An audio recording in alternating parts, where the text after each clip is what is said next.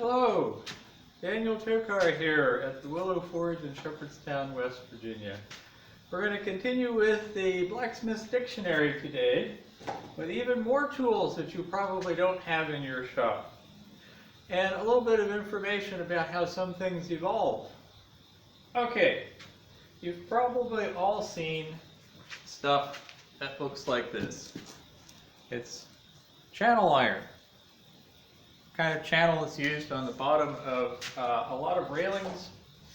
People use it for other things as well these days, but what you probably don't know is that it wasn't invented to be used for railings. People just ended up using it for that. What it originally was used for was the first generation of buggy tires that had rubber rims. So what the wheelwrights would do is they would get this channel iron and they'd put it through their tire bender, their bending machine, that would roll it up into a big circle, and then they would forge weld it together, put it on the wooden wheel, and then pop the rubber tire into the channel formed on the outside of the steel.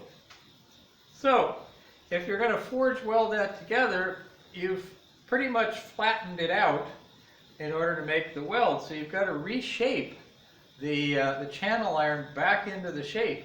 So you have channel hardies. There's a top swage tool that I don't happen to have, but basically after you had welded the rim together, you'd put it in that swage. I'm going to get it a little closer here so you can see how that would work. That channel, once it would be welded, would go back into the swage so that you could reform it in the area that you had done the weld.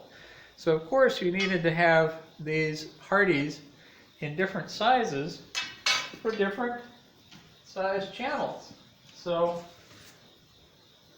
I'll get all three of these guys up here. Those are typical sizes for small buggy tires.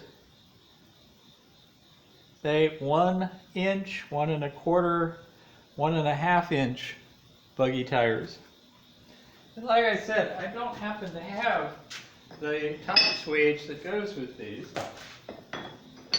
Now, we talked about drifts and punches before in one of the other dictionaries, but there are subsets of those things. And one of the subsets are the drifts that are used to make wrenches. So that is a 6-point or a hex drift, so that once you've punched a round hole, you can make a closed box wrench by driving that in there. And if you want it to be close to the right size, you'd measure across the flats and mark it with a piece of soapstone and drive it into that point, and then drive it from the other side and file out the little flatness in the middle to be as accurate as possible when it was cool before you'd harden it. So that's for making a regular hex wrench. But people occasionally have to make specialized tools. So what this is the pentagon, the 5-sided drift that's used to make fire hydrant wrenches. These are the kind of wrenches that are sort of the original tamper-proof. The fire department didn't want people opening up their fire hydrants on their own, so they used a 5-sided nut on the hydrants. So occasionally you have to make a 5-sided wrench, and that's the drift used to make a fire hydrant wrench. Again, specialized tooling for specialized things. Another specialized tool is a little ball and cups, hardy and swage kind of thing. I'm using my little piece of cardboard to get a little clearer image of this.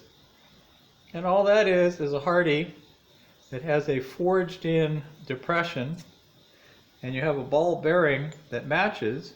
So you can do the rough forging in there, and if you want to make it a perfect hemisphere, you can drive the ball bearing into it and smooth it out. Anyway, that's this morning's Blacksmith's Dictionary.